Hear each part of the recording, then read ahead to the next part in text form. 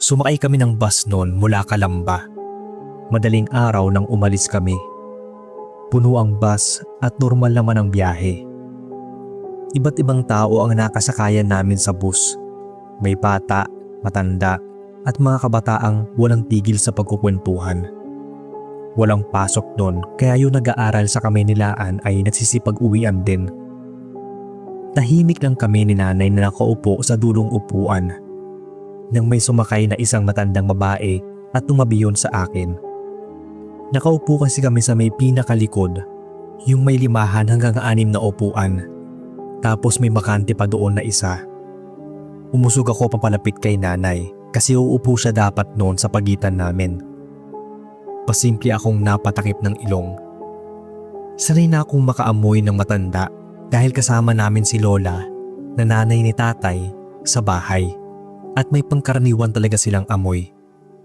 Pero yung amoy ng matanda na nakatabi ko ay kakaiba. Parang amoy malansa na kapag nalalanghap mo ay para kang masusuka. Napansin ko rin noon na pasimpleng napatakip si nanay ng ilong pati na ang nakaupo sa harapan namin. May dalang bayong yung matanda at sa palagay ko ay baka doon nanggagaling ang malansang amoy. Pero para pa rin singaw ng katawan niya. Napansin ko sa gilid ng mga mata ko na natingin siya sa akin. Kaya marahan kong inalis yung kamay ko sa ilong at sumiksik ako kay nanay. Kwento ni nanay ay panaka-naka daw yung tumitingin sa akin at parang hindi ito mapakali sa upuan. Maya't maya daw itong gumagalaw at panay ang paglunok ng laway. Nang bigla itong pumara. Nasa Candelaria pa lang yata kami nun. Pero bago ito bumaba ay naramdaman kong may hanging dumampi sa tenga ko na parang may umihip sa akin nun. Napalingon ako pero mabilis na kababa ang matanda. Medyo gumaan yung pakiramdam ko dahil nawala na yung malansang amoy. Pero may natira pa kaso hindi na yun kasing tapang nang andoon yung matanda. Maya-maya ay biglang humilab yung tiyan ko. Hindi ko alam kung epekto ba yon ng amoy o gutom lang ako. Yung hilab na yon ay napalitan na ng pananakit. Namimilipit akong napayakap kay nanay. Naiiyak na ako sa sobrang sakit nun. Pinakain ako ni nanay ng nilagang itlog at pinainom ng tubig. Nang maarating na kami sa may bandang Atimonan, bumaba kami doon para makapagbanyo ako. Pero kahit anong gawin ko, hindi pa rin nawawala yung pananakit ng tiyan ko. Hinaplusan na yun ni nanay ng dala niyang pambanyos o lana. Medyo nawala naman ng panandalian ang pananakit. Nang muli kami magbiyahe ay tiniis ko na lang yung sakit nun. Pagdating namin ng Albay ay doon na talaga tumindi ang pananakit at sobrang nahihilo na ako. Sabi pa ni nanay ay para na akong papel dahil sa pamumutla. Kinabahan daw siya at balak na niya akong idaan sa ospital. Pero nang tawagan niya yung tita ko noon na kapatid niya, sinabi na tumuloy na kami sa bahay. Nang dumating kami noon ay may isang matandang naghihintay sa amin na kasama ni tita. Manggagamot daw yon na kakilala nila at malapit lang sa kanila. Hinilot lang noon yung tiyan ko at may nilagay na halamang gamot. Hindi ko alam kung ano yon, pero mainit-init siya at parang hinihigop ng lamig ang loob ng katawan ko. Naging maayos naman yung pakiramdam ko. Kaya kinagabihan ay tumuloy kami sa bahay ng lolo ko na nakaburol. Nung gabing yon, kasama ko yung mga pinsan ko na naglalaro ng baraha. Nang mapatingin ako sa labas ng bakuran, may nakita akong nakatayo doon na isang matandang babae. Parang pamilyar ang mukha niya. Pero agad din yung umalis. Nang malalim na ang gabi at papatulog na kami, kasama ko yung mga pinsan ko sa kwarto dahil magpupuyat noon si nanay. Papatulog na ako nang makarinig ako ng pagtawag. Akala ko si nanay yon, pero nagmumula yon sa bintana. Kaya tumayo ako para tingnan kung sino yung tumatawag sa akin. Nang sumilip ako sa bintana, may nakita akong taong nakatayo sa may di kalayuan. Para siyang nakatingin sa akin. Nang maaninag ko kung sino yon, malinaw kong nakita na isa yung matandang babae. Hindi ko yun kilala, kaya tumalikod na ako at bumalik sa higaan. Nang gabing yon Sabi ni nanay ay nakaramdam sila na parang may umaaligid sa bahay. May kakaiba din silang naamoy, katulad ng naamoy namin sa bus. Malansa at nakakasuka. Nang kalaliman na ng gabi ay may narinig daw silang kumakadusko sa kwartong ginagamit namin. Kaya doon natulog noon yung panganay na anak ni Tia na si Kuya Emong. Ganoon daw ang paeramdam kapag may aswang na umaaligid sa bahay nila. Posible daw yon dahil may burol sa bahay. Maaaring yung bangkay ni Lolo ang inaabangan nun. Pero biglang umiyak yung bata sa kabilang kwarto. Kasama nun ng nanay niyang natutulog sa kabilang kwarto. Mag-ina yun ni Kuya Emong na mga bata pa nang magkaroon ng anak. Grabe daw yung gulat ng asawa nito nang may makita itong itim na pusang naapatong sa tiyan ng anak niya. Bigla daw yung tumalon sa bintana nang magisingan niya. May kalmot yung anak niya sa braso at hita, kaya ganoon na lang yung iyak ng bata dahil nasaktan. Lahat kami ay nagpuntahan sa kwarto na yon. Takot na takot yung bata. Sobra naman yung galit ni Kuya Emong. Nang biglang parang may naramdaman na naman akong gumagalaw sa sikmura ko. Bigla kasi siyang humilab at di sinasadyang napasuka ako sa kwarto ni na Kuya Emong. Bigla rin akong nanghina at napatawag kay nanay. Sobrang init sa paeramdam at parang may taong naamasid sa akin mula sa bubong. Ganun yung feeling. Sobrang pawis ko na kahit malamig yung panahon nun. Nabanggit noon ni Mama na baka inaaswang din daw ako. Iyak din ng iyak yung anak ni Kuya Emong. Kaya tinawag na ni Kuya Emong yung kilala nilang manggagamot. Habang naglalakad daw siya papunta sa bahay ng manggagamot ay may narinig siyang parang umiik-ik na naasunod sa kanya. Nang pabalik na siya ay kasama niya yung manggagamot. May humarang daw sa kanila na malaking aso. Buti raw at palagi naasokbit sa bewang ni Kuya ang itak niya. Hinugot raw niya yung dalang itak at inundayan yon sa aso. Inangilan daw siya nito. Pero talagang tatagain na raw ito ni Kuya Emong nang bigla itong tumakbo palayo. Pagdating nila sa bahay ay sinabihan siya ng manggagamot na magsaboy sila ng asin sa labas. Maglagay din ng mga bawang sa bawat bintana at huwag iiwan ang kabaong ni Lolo. May pinainom siya sa akin noon at sumuka ako ng sumuka sa sama ng lasa. May hinaplos din siya sa tiyan ko para maalis ang sakit. Ganon din sa anak ni Kuya Emong. Nang humuni ang tiktik ay naglabasan na daw noon sina Kuya Emong at iba pang mga kalalakihan. Narinig din nilang lumayo ito nang maglabasan sila. Gabi-gabi na silang nagbabantay noon hanggang sa mailibing si Lolo. Hindi na nagpakita yung aswang na nanggugulo. Pero nagulat kami ni nanay. Nang pasakay na kami ng bus pabalik ng Laguna, muli naming nakasakayan yung matandang babae na may kakaibang amoy. Nagtaka pa nga si nanay kung paano naarating yon ng Albay, gayong sa pagkakatanda namin, sa Candelaria, Quezon ito bumaba. Doon na raw naramdaman ni nanay na kumukulo yung langis na baon namin. May dala rin kaming asin at bawang. Baka kasi sundan ako ng aswang. At tama nga sila. Nasundan ako nito sa Bicol. At mukhang balak pa akong sundan nito pabalik ng Laguna. Pero nang nilabas ni nanay yung plastic na may asin at bawang ay natarantang pumara yung matanda.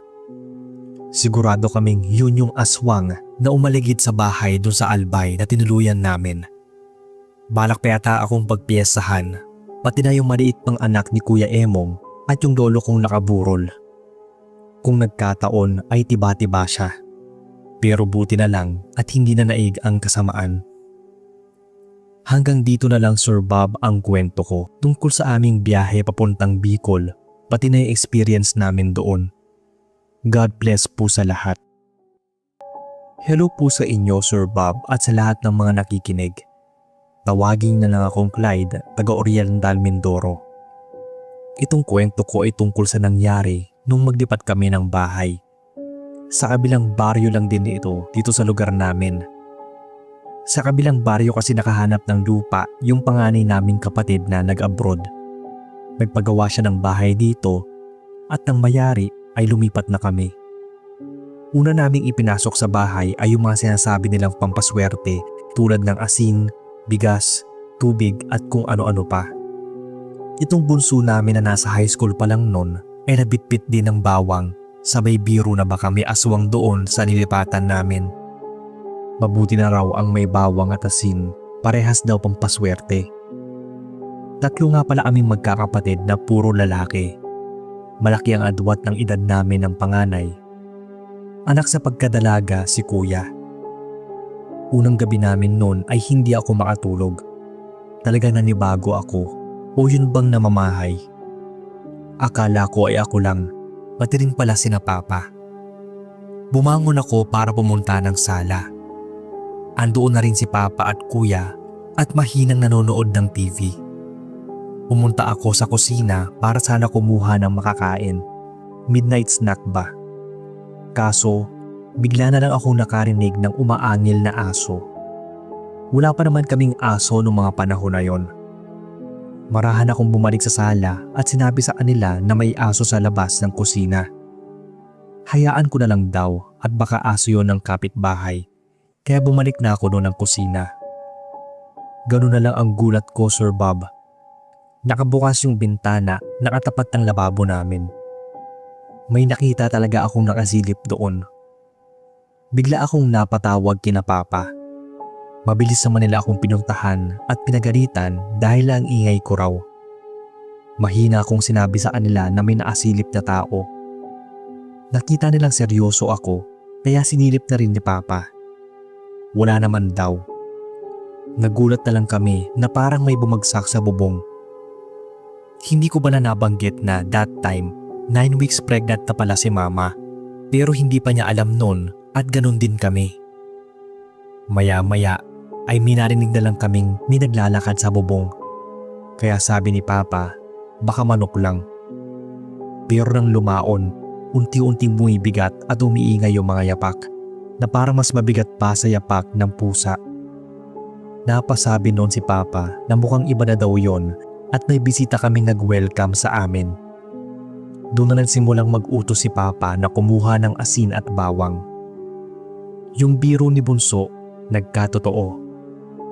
Pinuntahan ko si mama sa kwarto niya. Naabutan ko siyang parang binabangungot. Panay ungol niya at pailing-iling ng ulo. Ginigising ko siya pero hindi siya magising-gising. Kaya tinawag ko sina papa. Doon, dinig namin ang mga kaluskos sa bubong na parang babaklasin na.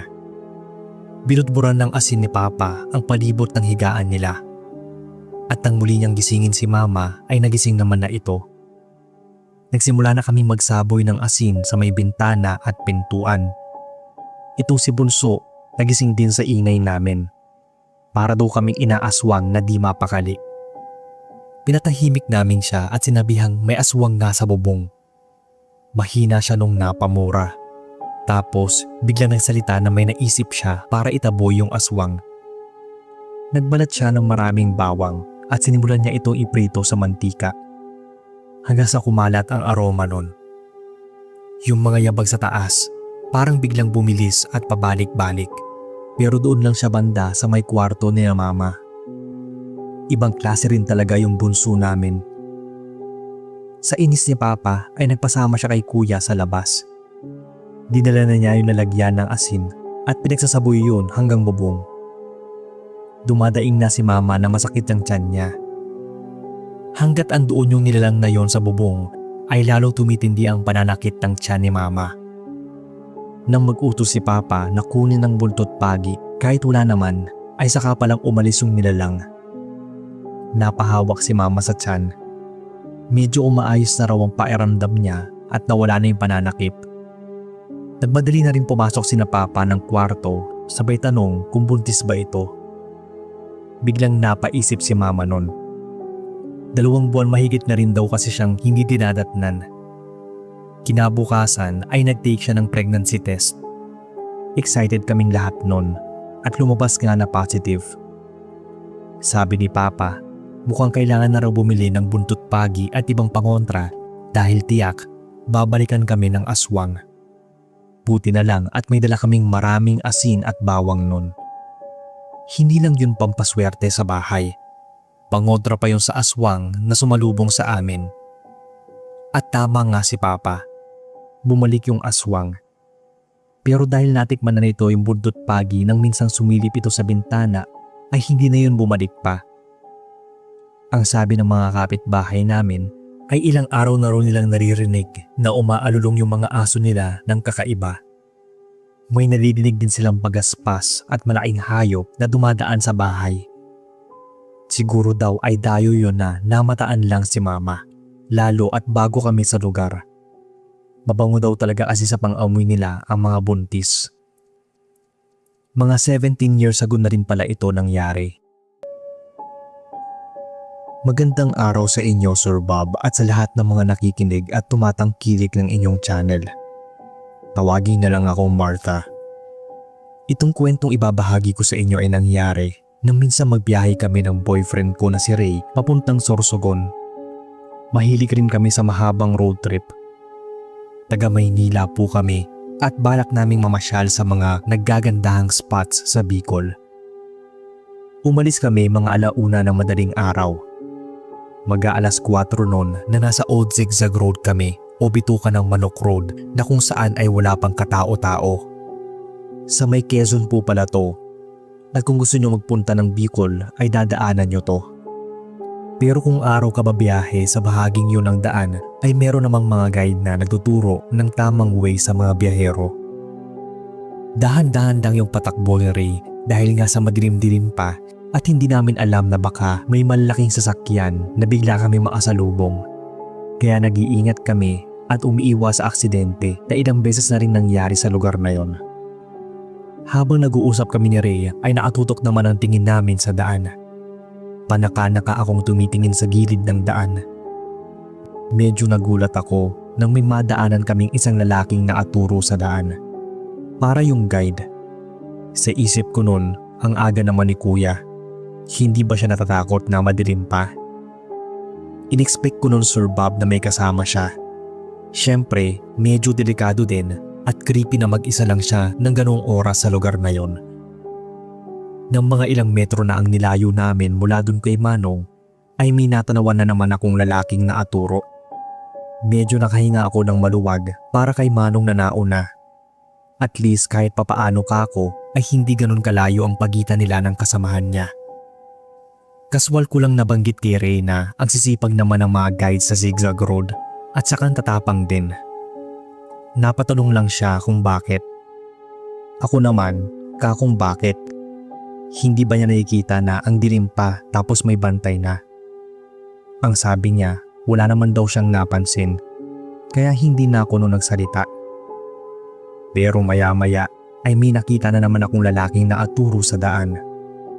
Ang sabi ko sa kanya, "Oh, hayan, may isa na namang bantay." Doon ako kinilabutan sa sagot ni Ray. Nasaan? Ano raw ba yung sinasabi kong may guide? Wala naman siyang nakikita. Maya-maya ulit ay minadaanan na naman kami. Ang sabi ko, "Ayun o, bulag ka ba?" Sagot ba naman sa akin, wag daw akong nadi-joke ng ganon.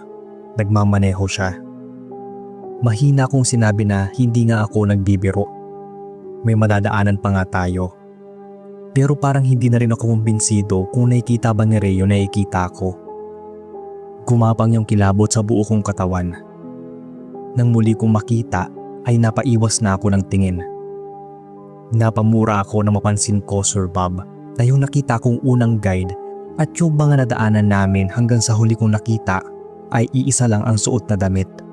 Iisa ang itsura, porma at posisyon ng madaanan namin. Para bang iisang tao lang yung nakita ko at hindi ko nga alam kung buhay pa yon. Pambihira ka ako. Hindi pa kami nangangalahati sa biyahe ay pinakitaan na ako. Nagpabusina ako kay Ray at napadasal na rin.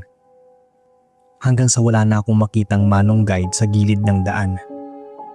Medyo maliwanag na nung huminto kami ng Atimonan. May mangilang-ngilang bukas na kainan na rin noon kaya nag-ayang mag-breakfast si Ray. Nagbanyo na rin ako. Pero sa shock ko noon, Sir Bob, nang pagtingin ko sa kabilang daan ay may lalaking nakatayo. Akala ko ay ordinaryong lalaki lang Pero kita ko na unti-unti nag-aangat yun ng braso at biglang tumuro. Tumakbo talaga ako noon papunta kay Ray na bumibili ng almusal namin. Nilingon lang niya ako at niyaya na umupo sa isang bench na naroon. Hindi niya alam na halos himatayin na ako sa takot. Sinusundan ba kami ni Manong o baka namamalikmata lang ako? Hindi na kasi yun nawala sa isip ko hanggang sa nasa biyahe na kami. Nang maarating na kami ng Bicolandia ay medyo napanatag na ako. Saka naman ako nabuwisit Sir Bob sa dinaanan namin mga lubak na daan. Wala na bang ikalalalim yon na pwede kang mag-swimming? Kidding aside, may tinuluyan kaming hotel noon sa Naga City, Camarines Sur at doon muna kami nagpalipas ng magdamag ni Ray.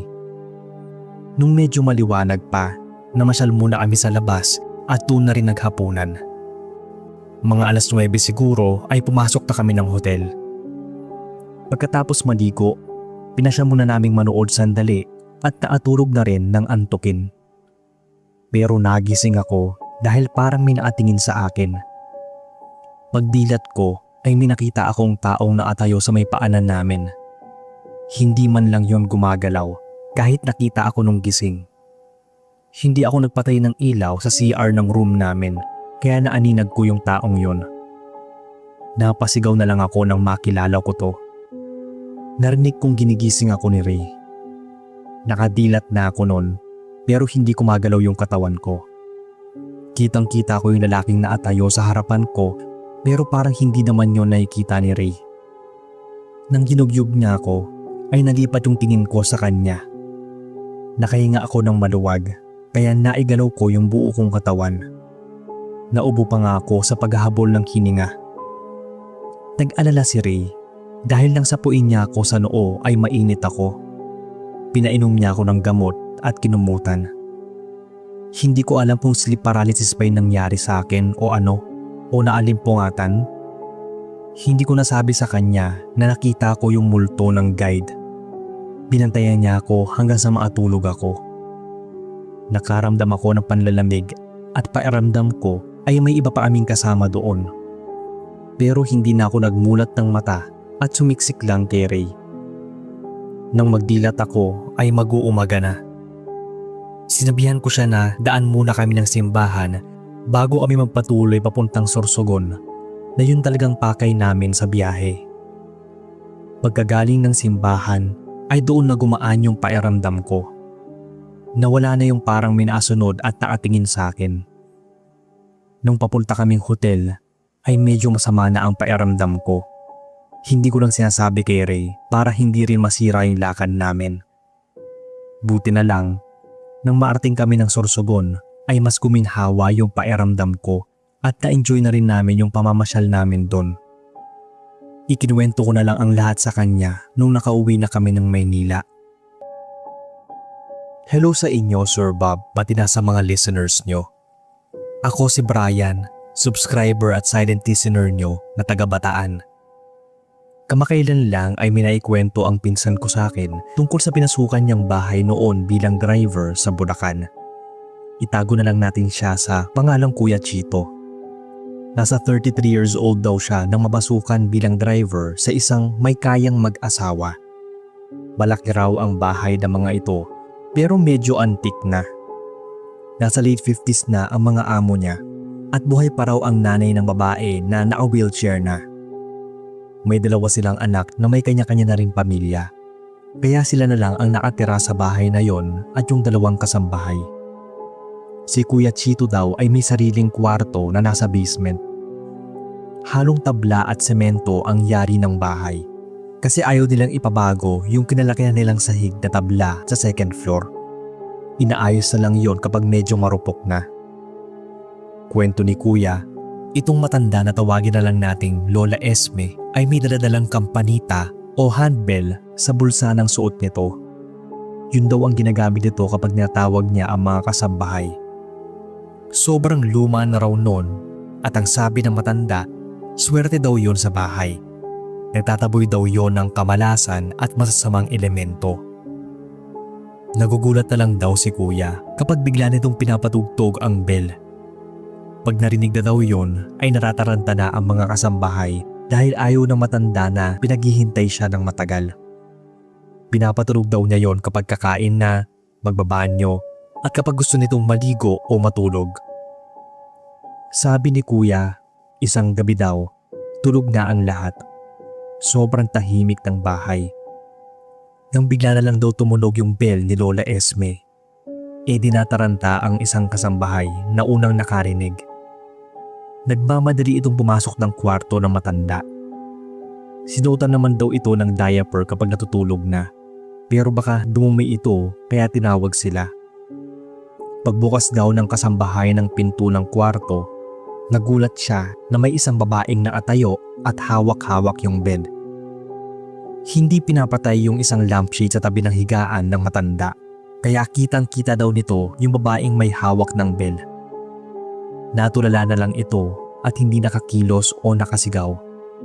Basta, pagkurap na lang daw niya ay naapatong na yung bell sa lamisita at wala na yung babae. Tulog na tulog naman daw yung matanda. Hindi naman daw yun yung amo niyang babae dahil mahaba ang buhok doon. Hanggang balikat lang kasi ang buhok ng amo nila. Saka lang daw parang nahimasmasan yung kasambahay nang sumunod sa kanya yung kasamahan niya. Nagtaka ito kung bakit nakatayo lang daw ito at hindi gumagalaw. Medyo nagulat pa nga siya nang kalabitin ito. Nakakapanindig balahibo at tagos hanggang buto daw yung lamig. Doon niya naikwento sa kasama yung nangyari. At kinabukasan naman ay naikwento ng kasambahay na yon kay Kuya Chito yung naranasan niya. Narinig nga daw niyang tumunog yung bell pero akala niya ay si Lola Esme ang nagpatunog nun. Isang gabi naman daw ay nagising si Kuya dahil sa ingay ng mga yabag at kaluskos. Naririnig daw niya yon mula sa taas. Mula basement kung nasaan yung kwarto niya ay umakyat siya para magbanyo. Nang marinig niya ang malakas na mga kaluskos. Dahan-dahan daw siyang umakyat ng second floor kung nasaan yung mga kwarto ng amo nila at ng matanda. Iniisip niya na baka may masamang nangyari na kay Lola Esme. Dahan-dahan daw niyang sinilip yung kwarto ng matanda. Naka-dim light kasi yung kwarto, kaya kita naman niyang mahimbing ang tulog ng matanda. Isasara na raw niya sana ang pinto nang bigla na lang niyang narinig ang nakaangilong pagkalmot sa sahig. Pagtingin daw niya sa ibaba, ganoon na lang daw yung takot niya nang makita ang isang babaeng gumagapang palabas sa ilalim ng higaan ng matanda. Gulat na gulat daw si Kuya at hindi nakakilos. Mas lalo daw siyang natakot nang makitang hawak nito yung handbell at tumutunog yon habang gumagapang ito papalapit sa kanya. Sa takot ni Kuya ay dali-dali siyang lumabas ng kwarto ng matanda. Muntik na nga raw siyang mahulog ng hagdan para lang makalayo. Pagdating daw ng kwarto niya sa basement ay hingal na hingal siya. Hindi siya maapaniwala sa nakita. Para lang daw siyang nananaginip ng masama pero hindi mawaglit sa isip niya yung babaeng gumapang palabas ng kama. Napamura pa nga daw siya sa takot. Hindi na siya maatulog nun dahil baka muli daw magpakita sa kanya at pumasok naman sa kwarto niya. Kinabukasan, doon pa lang siya nakaramdam ng antok. Buti raw at walang lakad yung mag-asawa. Nasa bahay lang sila. Minsan niyang nakakwentuhan yung dalawang kasambahay. Takot na raw silang lumabas ng kwarto tuwing gabi kahit naririnig nila yung bell. Mga ilang araw ang lumipas ay napansin nilang parang bigla na lang humina si Lola Esme. Kung dati raw ay nakakatayo pa ito at nakakaupo sa wheelchair nang may assistance, bigla na lang daw siyang hindi makabangon. Para bang naging bedridden. At kahit ilan na silang tumutulong para maabangon ito ay hindi talaga nila kaya ang matanda. Parang bigla daw itong nanghina talaga. Kaya naka-diaper na ito palagi kapag natutulog. Naabantay na rin sa kwarto niya ang isang kasambahay. Kwento ng kasambahay na yon kina Kuya, palagi daw niya nagigisingan na adilat si Lola Esme at atitig lang sa kisame. Minsan ay nakikita niya itong bubuka ang bibig at dilat na dilat. Sabay parang hihingal ito at bigla na lang uungol ng malakas. Biglang bangon siya nun. Sabi ng kasambahay kina Kuya, yun na daw yata ang pinaka nakakatakot na nasaksihan niya sa tanang buhay niya. Ang makitang nakalutang ang katawan ni Lola Esme. Walang halong biro raw. Halos takasan na siya ng kaluluwa sa sobrang kilabot. Mabilis din daw bumagsak sa higaan yung matanda. Hindi na raw siya makapag-react agad dahil nanginginig pa yung buong katawan niya. Yung dating matalas at striktang si Lola Esme, parang biglang nagkaroon daw ng demensya. Kapag pinapalitan daw ito ng diaper, ay bigla na lang yung iihi. Yung parang sinasadya nitong basain yung nagpapalit sa kanya o yung bang siguro hindi niya makontrol. Hindi na nakayanan ng isang kasambahay ang magbantay dito dahil kapag lumalapit daw siya kay Lola Esme ay bigla na lang daw siya nitong kinakalmot. Nagtaka din daw sila dahil palagi namang pinuputulan ang mga kuko nito pero bigla yung humahaba. Isang hating gabi ay nagising silang lahat. Panay tunog ng handbell kaya naman nagmadali silang umakyat ng kwarto ng matanda. Ganoon na lang daw ang pagtataka at gulat ng mga amo ni Kuya. Sila kasi yung unang nakarating sa kwarto. Yung bell daw na dapat hawak ni Lola Esme dahil tumunog yon ay nakita nilang nasa sahig na. Dapat kung hinagis yon ay may maririnig na tunog na parang hinagis. Pero wala naman daw silang narinig. Nang tanungin nila kung anong kailangan ni Lola ay hindi ito sumasagot. Naatitig lang daw ito sa kisame. Tagus-tagusan ang tingin. Nang tawagin daw ito ng amo nilang babae ay bigla na lang itong nagsisigaw. Pagsigaw nito ay bigla na lang tumunog yung bell. Tulala silang lahat dahil walang may hawak ng bell na yon na nasa lamisita. Pinulot daw kasi yon ng among lalaki at pinatong doon mula sa sahig pero hindi yun inabot kay Lola Esme. Nagulandang na lang sila nang bigla yung tumunog kasabay ng pagsigaw ni Lola Esme. Pagkatapos daw ay katahimikan. Pinagmasdan lang daw nila ang matanda na naatulala sa kisame. Maya-maya ay humugot ito ng malalim na hininga. Sabay bitaw nito. Doon na raw sila nataranta nung hindi na nagre-respond si Lola Esme at hindi na humihinga. Namatay daw itong nakadilat at taanga ang bibig. Yung para bang namatay sa sakal. Isa pang nakakakilabot ay isinama ni Ding Bell sa loob ng kabaong ni Lola. Nang ililibing na raw ito, nang ilalagay na sa hukay, bigla na lang daw tumunog yung handbell. Nahintakutan daw pati yung mga nakikilibing. Hindi raw nila alam kung sino o ano yung nakita nilang babae. Pero simula nang mailibing daw si Lola Esme, natigil na rin yung pagpaparamdam. Hindi lang nila alam kung pampaswerte o pampamalas yung handbell ni Lola dahil parang isa yon sa dahilan ng pagpaparamdam at ikinamatay niya. Magandang araw sa inyo, Sir Bob, pati na sa mga nakikinig. Tawagin na lang akong Rhea, taga Samar. First time kong magpadala ng kwento sa channel nyo, kaya sana ay ma-narrate ninyo. Thank you po in advance. Itong experience ko ay nangyari nung magbiyahe kami papuntang Bicol sa may Masbate, sakay ng barko. Kasama ko yung friend kong si Marie. Sa aming dalawa, siya ang may malakas na pakiramdam pagdating sa mga elemento o nilalang. Siguro dahil manggagamot yung lola niya. At sa ilang oras na pagtawid namin papuntang Masbate, ay hindi ko inaasahan na may mararanasan kaming kababalaghan ng kaibigan ko. Minala akong aso nun, si Furry, isang chihuahua. Karga ko yun buhat nang maasakay kami ng barko. Nagtaka ako, Sir Bob, na habang nakaupo kami doon sa barko ay panay ang tahol ng aso ko kahit hindi naman siya ganun pala tahol. May isang lalaki na umupo malapit sa amin na inaangilan niya. May katandaan na yon at sabi ng kaibigan ko ay grabe daw ko maatingin.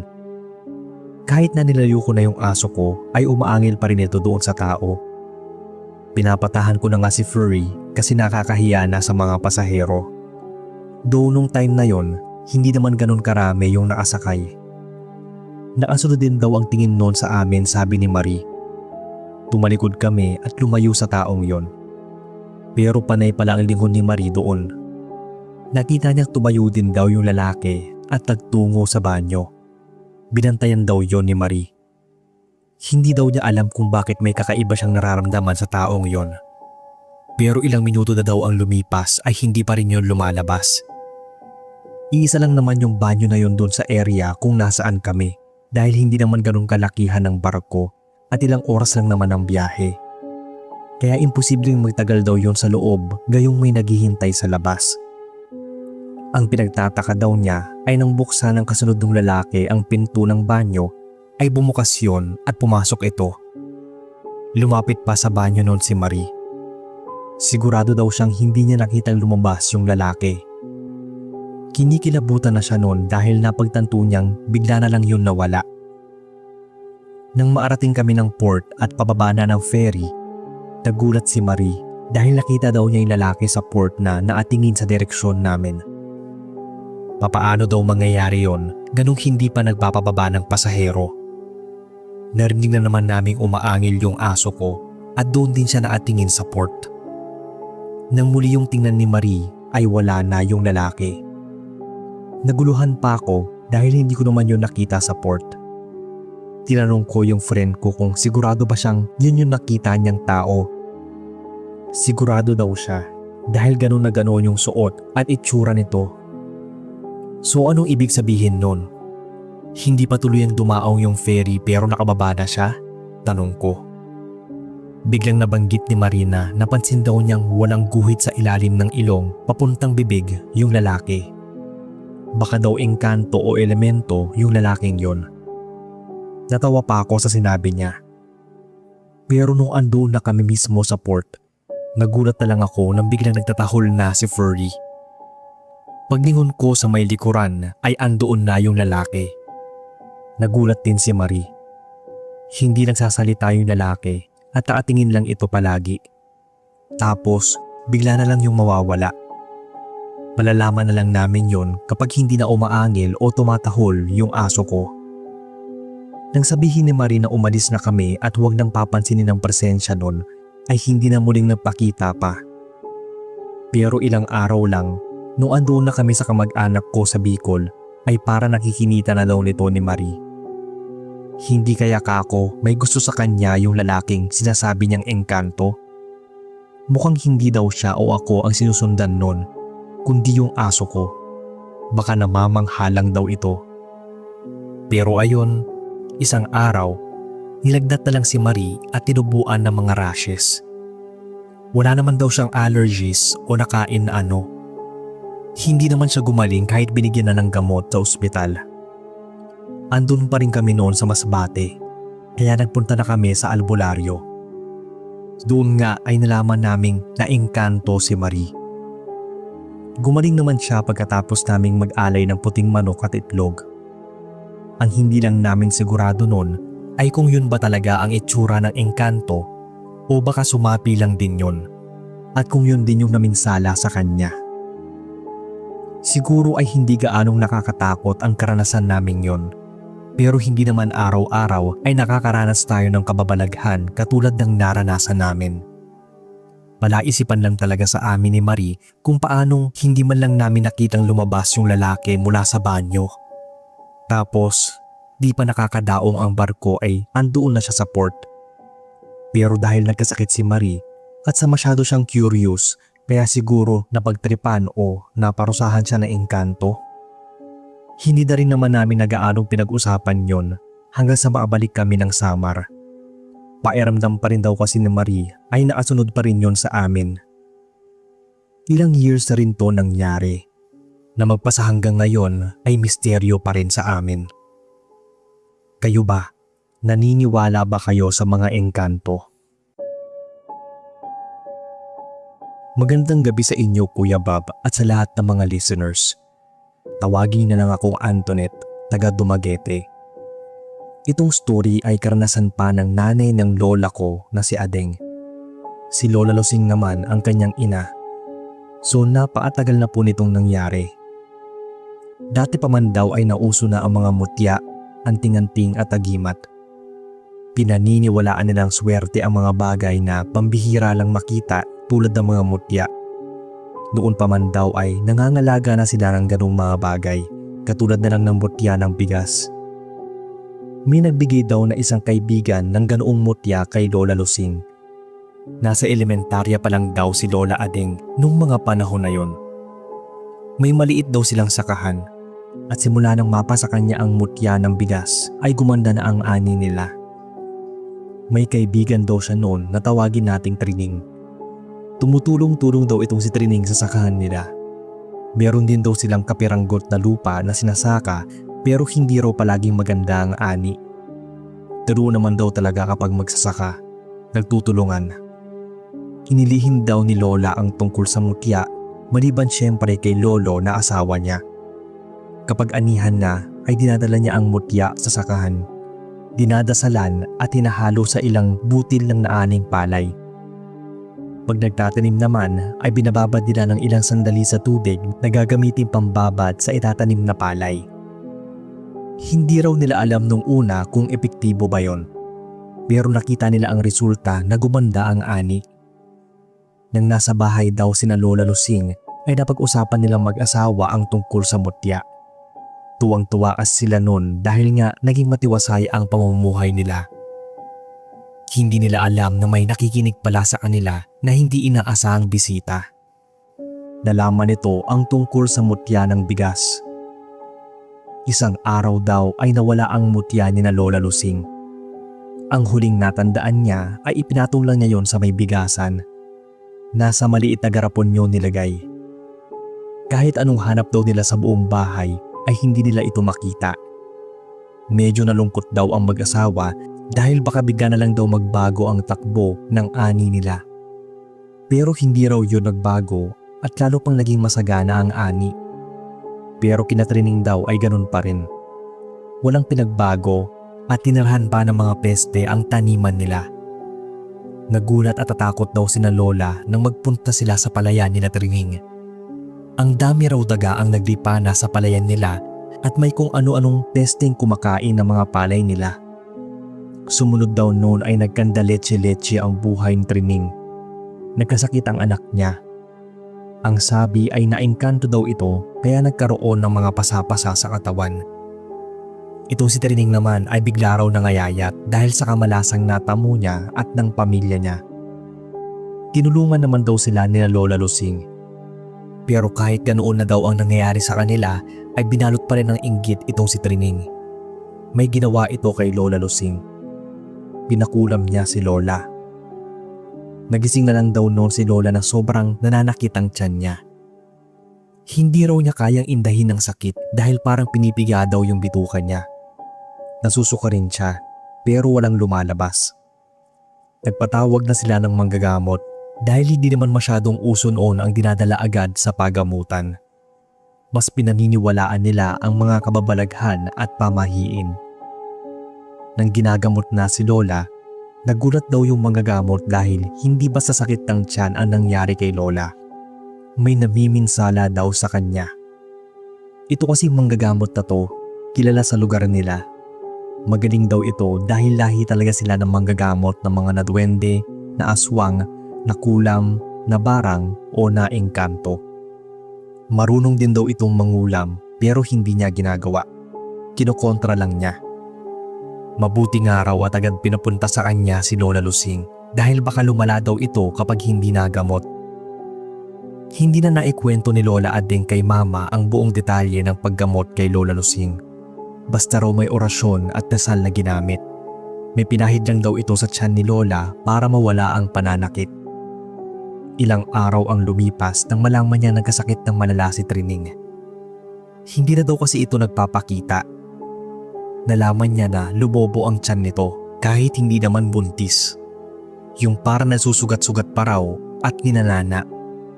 Sobrang maamoy daw yon at may kung anong insekto pa ang nakikitang lumalabas mula sa sugat. Umiiyak daw ito nang bisitahin siya ni Lola Lusing. Humingi ito ng tawad at isinuli nito ang ninakaw na mutya ng bigas. Akala niya kasi ay swerte ang ibibigay nun sa kanya. Sa halip ay puro kamalasan sa buong pamilya niya. Ganoon daw talaga sabi ni Lola. Kapag hindi ikaw ang may-ari ng mutya, anting-anting o agimat, lalo kapag dinakaw mo lang, ay hindi yon gagana. O baka maging iba pa ang epekto sa'yo. Pinatawad naman daw siya ni Lola Lusing, pero hindi na mabawi pa yung ginawang balik kulam sa kanya. Hindi lang daw sila maapaniwala na nagawa yon kay Lola Lusing kahit na puro kabutihan lang naman ang ginagawa at pinapakita nila dito. Wala talaga maidudulot na maganda kapag naiinggit ka sa iyong kapwa. Ilang linggo pa raw nagdusa si Trining bago ito bawian ng buhay dahil hindi na kinaya ng katawan niya. Naiwan ang mag-aama niya. Nakakalungkot na nakakakilabot nang marinig ko itong kwento. Actually, unang nakwento na ito ni Lola Ading sa amin nung mga bata pa kami. Ta si Mama naman, kinuwento niya ulit sa akin dahil tulad ko ay mahilig din siya sa mga kababalaghan. Ito lang po ang kwento ng Lola sa tuhod ko, Kuya Bob. Thank you sa pagbabasa at God bless sa inyo. Magandang gabi sa inyo, Sir Bob, pati na sa mga listeners. Itagoy na lang ako sa pangalang Sherwin, taga Bulacan. Narinig ko lang yung mga kwento nyo sa isang kasamahan ko sa club. Sabi ko, ayos din ang trip nun, horror.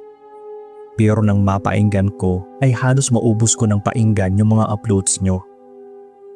Itong karanasan ko ay nangyari nang minsang mag-rides kami ng grupo ko patungong Bicol. Alas 10 ng gabi ang meeting time namin. Mag-aalas 11 nang makaalis kami. Isa sa pinaka-challenging rides namin noon ay ang dumaan sa Old Zigzag Road o Bidukang Manok pati na sa Bicol Natural Park. Sunod ay ang magpahinga kami kung saan kami abutan ng antok at pagod. At ang pangatlo ay ang kadiliman at maaari naming makainkwentro dito. Siniguro naman namin noon na hindi kami mauubusan ng gas sa daan, lalong hindi kami masisiraan ng sasakyan. Sa dami ng lubak na madadaanan namin ay mabagal lang yung patakbo namin noon. Napaka-challenging nga ang pagdaan sa Zigzag Road. Sa bungad pa lang ay kakaibang hangin na ang sumalubong sa amin. Habang binabaybay namin yon ay sobrang tahimik na para bang anumang oras ay may biglang tatawid. At may tumawid nga, sabi ng isang kasama naming rider. Bigla siyang napapreno nang may bigla na lang tumawid daw na hayop. Hindi raw niya matukoy kung aso ba yon o pusa. Basta ang bilis lang daw. Nagsipaghintuan din kami at inilawan namin yung gilid ng daan kung saan yan posibleng nagtungo. Pero wala na yon.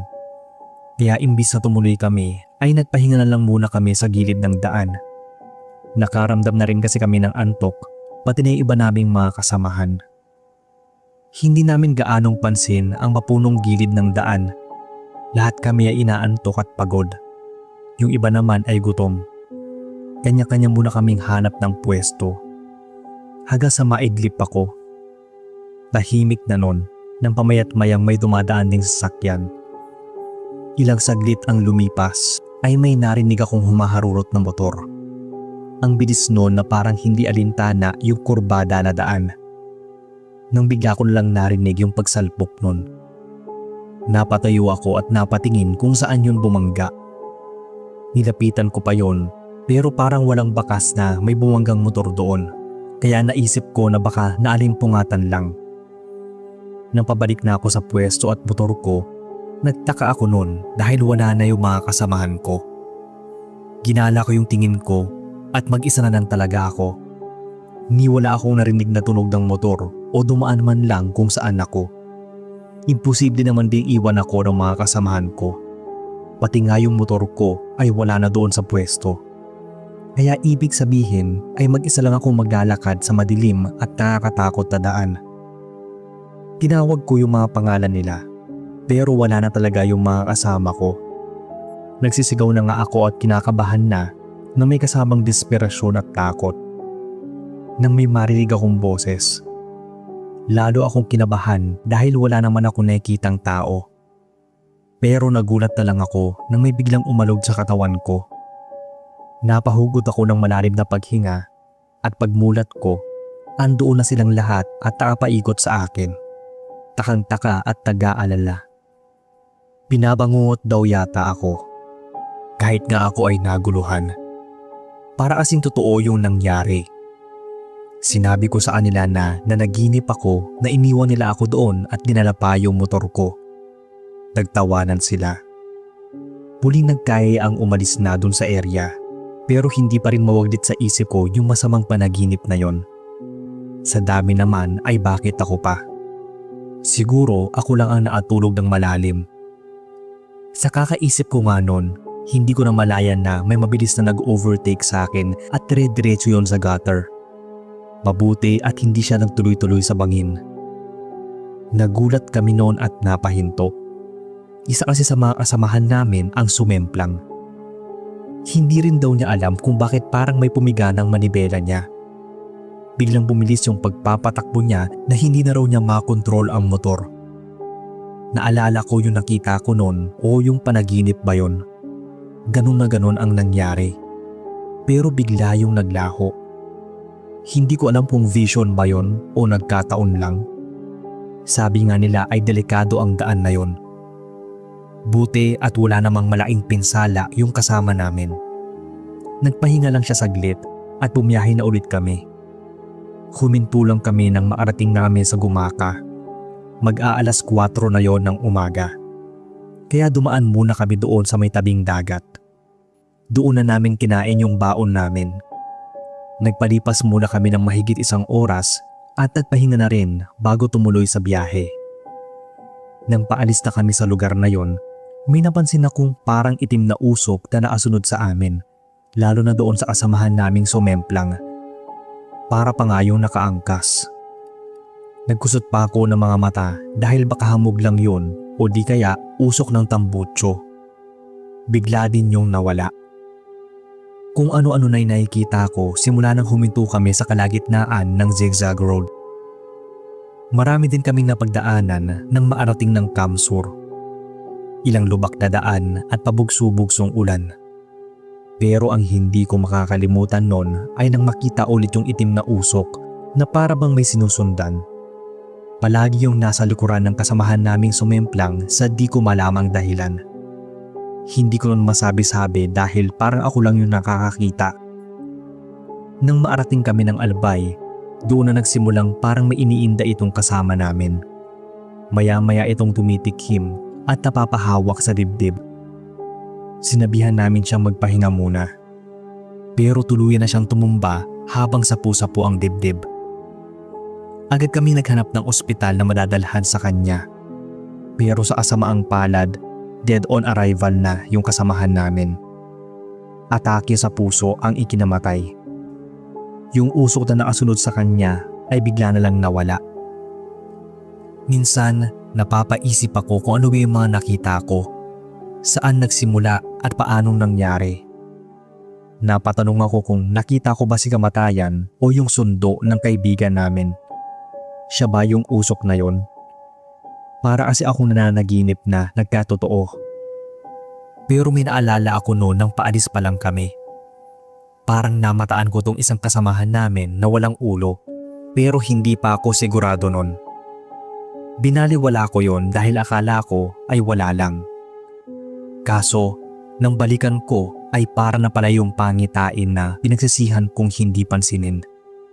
Dapat pala ay hindi na kami nag-rides muna at tumuloy sa biyahe. O di kaya dapat sinabi ko doon sa kasamahan namin para naman hindi ako nakokonsensya hanggang ngayon. Isa ang Bicol sa pinuntahan namin na hinding-hindi ko makakalimutan. Naikwento ko nga sa kanila ang lahat ng mga nakita ko matapos mailibing ng tropa namin. Hanggang ngayon, sa tuwing tatapak ako doon ay naaalala ko pa rin yung nakakakilabot na pangyayaring yon. Mag-iingat na lang po ang lahat, lalo sa mga bumabiyahe. Keep safe sa inyo, Sir Bob. Magandang araw sa inyo, Boss Bob, at sa lahat ng nakikinig sa inyong channel. Tawagin na lang akong Susi, taga Bulacan. May asawa at 2 anak na po ako ngayon. Nangyari itong karanasan ko nung nagsisimula pa lang kaming mamuhay ng mister ko. Nang magsama kami ay doon kami bansamantalang nanirahan sa Tarlac kasama ng mga magulang niya. Pero nang magbuntis ako ay pinasya na naming bumukod dahil marami ring nakapisan sa bahay nila. Nakahanap naman kami ng murang bahay dito sa Bulacan kung saan taga dito talaga ako. Kaso lang, sa kabilang bayan ang nakita naming pwedeng matirahan. Kakilala ng kaibigan ng mama ko ang dating naatira doon. Kaya lang ay may bahay na daw sila sa QC. Kaya pinaupahan na lang nila yung sa Bulacan. Pwede din daw naming bilhin basta may down payment. Maayos at matibay pa naman yung bahay. Kaso lang, bakas na yung kalumaan ng mga pintura at tiles. Kaya naman pinapinturahan muna namin bago kami lumipat para naman mas maging presentable. Doon muna kami pansamantalang nanuluyan kina mama. Maliban sa mga sofa, kama at ilang mga gamit, ay naiwan din sa bahay na yon ang isang may kalakihang aquarium. Wala na yung laman maliban sa mga batong may iba't ibang kulay. Sabi ng kaibigan namin na tumulong sa paglilipat ay lagyan daw muna ng isda yung aquarium. Swerte daw kasi yon sa bahay. Agad namang bumili ng mga goldfish ang asawa ko kasi hilig din talaga niya ang mag-alaga ng mga ganon. Nanghihingi nga rin siya ng aso sa isa niyang kaibigan para daw may bantay ako kapag mag-isa lang sa bahay. Sa unang ilang araw namin doon ay maayos at wala naman akong napapansing kakaiba. Medyo hindi lang ako ganong sanay na walang kasama dahil nasa trabaho yung asawa ko at gabi na akong umuwi. Madalas ay aso lang yung kinakausap ko o di kaya yung mga isda sa aquarium. Medyo nakakagaan din ang loob panoorin dahil sa iba't ibang kulay ng mga isda doon. Palagi ko pang sinasabi no na sana ay may dumating na swerte sa aming mag-asawa. Isang araw, habang nililinis ako sa may sala kung saan andun din yung aquarium, nakaramdam ako ng pag-init ng batok. Taatalikod ako sa may aquarium at pakiramdam ko noon ay may tao sa likuran ko. Mabilis akong lumingon. Ganun na lang yung hilakbot ko nang may makita akong mukha ng bata na parang nakadikit sa aquarium. Yung parang pinapanood niya yung mga isda pero andun siya sa kabilang side. Pagkurap ko ay bigla naman yung nawala. Hindi ko alam kung namamalikmata lang ba ako noong mga oras na yon, pero doon na rin nagsimula yung kababalaghang nangyari sa akin. Nagpapahinga ako ng hapon noon sa may sala. Habang napapapikit na, nakarinig ako ng tawa ng isang bata. Yun bang akala mo kinikiliti. Tapos biglang tumahimik. Agad akong napabangon at nagpalinga-linga para hanapin kung saan nagmumula yung tawang yon. Sumilip pa ako sa bintana para tingnan kung may bata ba sa labas. Wala naman at sobrang init din sa labas nun. Muli akong nahiga sa sofa at napatitig sa kisame. Nang mga oras na yon ay nakikiramdam ako. Ganun na lang yung gulat ko, Boss Bob, nang bigla na lang may lumabas na bata sa ilalim ng kinihigaan kong sofa at mabilis yung tumakbo papunta sa likuran ng aquarium. Mabilis akong napabangon at ang lakas ng tambol ng dibdib ko. Tumayo ako at dahan-dahang lumapit sa aquarium. Sa pagtataka ay wala akong nakitang bata doon. Hindi ako mapakali at panitanong ko nun sa sarili kung saan ba nanggaling yung bata. Nakasara naman lahat ng pinto sa bahay. Dahil sa nakaramdam na ako ng takot ay minabuti ko munang lumabas saglit ng bahay. Kahit mainit ay pumunta ako sa pinakamalapit na tindahan. Doon ako tumambay saglit at naipagkwentuhan sa ilang mga kapitbahay. Naitanong ko kung may bata bang naatira dati sa bahay namin. Meron daw. Pero ilan na daw ang tumira sa bahay na yon at meron nga daw isang batang lalaki na namatay doon sa bahay. Nanindig ang mga balahibo ko nang marinig yung sinabi ng kapitbahay. Agad ko naisip na baka nagmumulto siya dun sa bagong tirahan namin, kaya medyo natakot na ako mag-isa nun. Kinuwento ko kay mama at pinasamahan niya ako sa bunso naming kapatid na si Clarissa. Nag-alala din sila dahil nga buntis na ako at medyo malaki na ang tiyan. Unang araw pa lang ni Clarissa sa bahay ay agad na siyang may naramdamang kakaiba.